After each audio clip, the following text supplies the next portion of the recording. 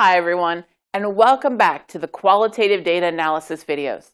We just explored what qualitative data is, so now I want to jump into the process of qualitative data analysis.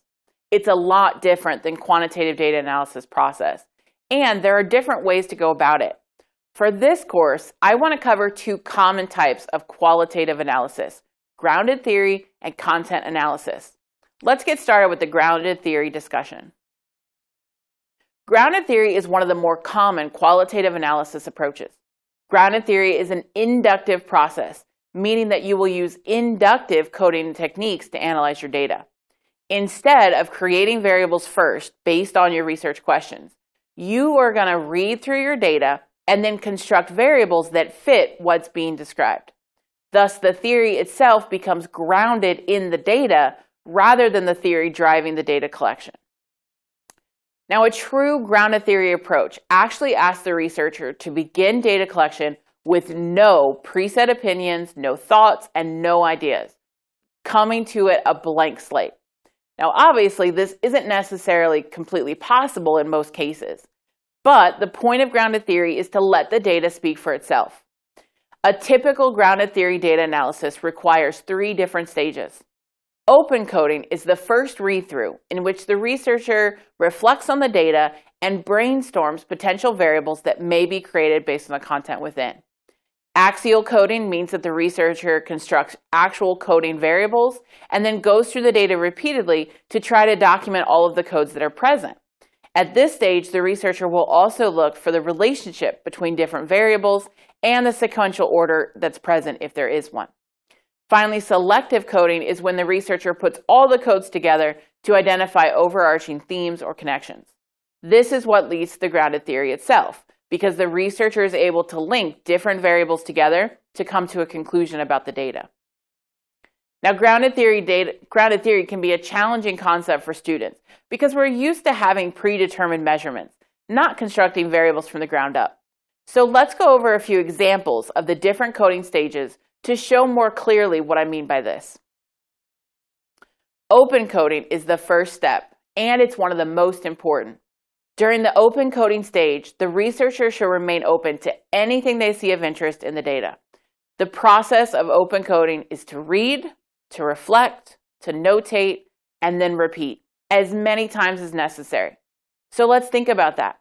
First, you read whatever data you're analyzing. Maybe you're reading through your field notes, or your transcripts from an interview, or you're watching a recording of your interactions, whatever your data is. As you read, you want to review the data in front of you. Ask yourself some exploratory questions. What important topics or events can you see in the data? Maybe the subject talks about being married or being convicted of a crime. Does the subject then describe a cause of the event? Or do they describe a consequence to the event? What can you learn about how they're describing the event? During open coding, you want to look at the words themselves and also the meanings. So look for descriptive phrases that are negative or positive body language, verbal cues that indicate uncertainty or confusion, things like that. The goal of open coding is just to understand what your data means. That's the goal. Nothing super strong at this point, just understanding your data really, really strongly. Some researchers prefer to use a line-by-line approach to open coding. That means that you take each line of your data by itself. So at this point, you aren't even looking at the overall meaning of a paragraph. You're simply identifying what content is nested in each line, one at a time throughout the entire document. Once you get through each line individually, then you can move to the next stage and start putting all of those events and topics together in a meaningful arrangement. There are a bunch of different formats for open coding, but I prefer writing directly on a written document. When I was doing my comprehensive exam, I interviewed parole and probation officers who supervised people who had been convicted of sexual offenses to ask them about their experiences doing the supervision. I had all of my qualitative interviews transcribed into Word documents. I then printed them out, sat at my kitchen table, and I would read through them over and over. As I was reading, I was underlining key phrases. I was making notes on the outside of the transcripts, basically just marking the heck out of the transcript. I wish I still had some of those paper copies, but sadly they're all long gone. But this example shows you a bit of what my transcripts look like. Lots of marks and a lot of notes and questions to myself. Questions that I had as I was reading, things like that. It doesn't look pretty, but that's okay. This is just the start. The next step is axial coding. Now that you've read through your data multiple times and you feel really comfortable with what data was provided by what subject, now it's time to start compare and contrasting. So now I would read through the transcripts again, only this time I was looking for how each subject's story related to that of my other subjects. These questions can help you as you start selective coding. Is there a common topic or event that appears across multiple subjects? Do all subjects describe the same cause for that event, or are there differences? How do the consequences compare across subjects? Sometimes multiple people will experience the same event, but then they'll perceive the consequences very differently. So again, you need to be aware of the different verbiage and the emotional terminology that's used during your analysis. The goal of selective coding is to be able to start categorizing relationships between the codes you identified in open coding. Oftentimes, during selective coding, you will start to realize that there are more common codes and more unique codes between subjects. More unique codes may be relevant to your research, or you may decide only to focus on those more common codes that occur across multiple subjects. All of these decisions should be documented so that you know how you conducted the analysis. But it is important to realize that not everything you notice or you code during open coding will then become part of your final analysis. Let me take you back to my comprehensive exam for an example. In addition to my qualitative interviews, I also analyzed the contact notes that the supervision officer would fill out when they interacted with the supervisee in any manner, whether it was at their home, their job, or the supervision office. And this is an excerpt from one of the contact notes that I used for my analysis. During open coding, I noticed that there were several consistent topics across all of these contact notes. Things like employment status and social interaction updates, questions about violations, etc. So I created a highlighting system where I used different highlighter colors for each of those topic areas. I then went back over all of the contact notes with the highlighters, and I documented each line with the appropriate color based on what topic it was communicating. This allowed me to then start comparing the content of those particular topics across subjects to see how supervision officers varied in their write-ups. Again, unfortunately, I don't have the original documents, but here's a quick idea of what that looked like. In this transcript, I've highlighted all of the discussions about employment as yellow.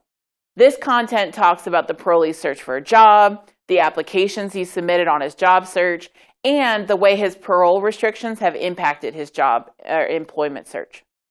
I then added a blue highlight for all of the mental health information that's documented in the notes. The blue highlighting shows me that the parolee was having problems getting medications because of lack of funds, that the parolee wasn't eligible for disability assistance, and it talks about the parolee suffering from a manic episode during the time reported. By organizing these themes using the color system, I was then able to compare and contrast the themes across different subjects more easily. For example, here I can clearly tell that the employment concerns and the mental health issues for this parolee are related. He can't find a job, which reduces his income, which then makes it difficult to pay for his medications, which then possibly introduces us into a manic episode, which of course is going to make it harder for him to find a job. So I can compare other subjects in my sample to see how their mental health and their employment data line up. Maybe this is just one random occurrence, or maybe it's the start of a pattern. It all depends on what I find in the other data that I collected. This is why letting the data speak for itself is so important in grounded theory. Finally, we move on to selective coding. Remember that we have already disregarded some of the codes that we developed in open coding as we discuss relationships and we compare examples during axial coding. In selective coding, we're going to narrow this down even further to a few core variables that we are specifically interested in for that analysis. Now we start finalizing our relationship classifications so that we can come to a better understanding of the phenomenon that we are trying to explain. We ask questions like, what specifically does that theme look like in our data? And how do all of the other data we collected relate back to this theme, if they do? During selective coding, we are starting to construct the actual theory or the findings that we're proposing. So we want to make sure that we provide quotes and examples to support the different findings that we develop. So now that I've analyzed the transcripts from the officer interviews and the contact notes that they wrote after their interactions with the supervisee, now it's time to start thinking about the patterns, how the patterns I'm seeing relate to my core concept. In my comprehensive exam manuscript, the core concept I was focused on was the social distance between the supervision officer and the supervised offender. Now, I know social distance, the term, has been warped by COVID-19 to become a discussion about physical distance. But in the sociological literature, social distance is about the intimacy of a relationship between two people. The more intimate, the less social distance that exists. So my goal was to determine how the officers were describing their social distance and what the contact notes were saying to support or refute those statements. Here's one of the documents that I created during my selective coding process. I used a basic table format to organize the relationship that to categorize the relationship that each officer talked about having with their supervisees.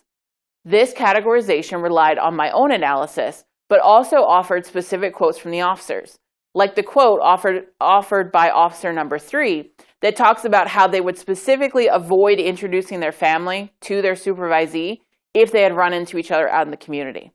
Notice that this document is still very rough, right? I've misspelled half the words because I'm typing super fast, and evidently I cannot for the life of me spell acquaintance correctly the first time. Those categorization pages then morphed into my final manuscript, where I described my findings and I used examples and quotes from the transcripts to support what I was saying. This then becomes the key issue with qualitative research, and with grounded theory more specifically. We need to show that our findings are grounded by actual things within the data. And since the process of coding is so subjective, it is important that we provide readers with specific and detailed examples that show how we arrived at our conclusions. Because this is going to be how our reviewers analyze our data during the peer review process. I successfully published my comprehensive exam manuscript in the peer-reviewed journal Criminal Justice Policy Review. But I actually developed another article out of my comprehensive exam data that looked only at the contact notes by themselves. Just like this manuscript, I used quotes and details from the contact notes to support my findings. But my reviewers were not comfortable with my conclusions in that article. Both of the reviewers that examined my paper noted that the contact notes' purpose was so different than what I was trying to analyze that they weren't comfortable stating that lack of information in the contact note equaled lack of interaction on that topic. So that manuscript actually ended up scrapped because I didn't have the data to back up the conclusions I was trying to make. And that's just the way it is with qualitative data. It's not always going to work. You're not always going to find a great pattern in your data. Sometimes the data you're using simply isn't enough. And if you can't gather more data, then you may have to redirect your attention to a different direction. Now here is, before I leave you, I want to leave you with two graphics for those of my visual learners. These are two graphics that describe the coding process visually. First, open coding and brainstorming different variables and categories, and then axial coding trying to link those categories together, and then selective coding linking everything to theory. Throughout the whole process, there's a constant comparison within and across each subject, and the researcher should use writing to develop their thoughts, their questions, and to document their decision-making process along the way. Here's another chart that approaches the process a little differently, but has the same information. You start with data collection, and then you reduce the data, focusing on specific topics, themes, concepts, etc. Then you can use some form of display method to organize the relationships and the themes that you're seeing. I showed you an example using a chart, but you could use graphs, matrices, network maps, whatever. All of that leading you to being able to draw a specific conclusion from the data, providing examples to confirm your findings so that readers can verify your conclusions. All right, well, that concludes our discussion about grounded theory. In the next lecture, we'll explore content analysis, which is another type of qualitative analysis technique that we often see used in a deductive manner.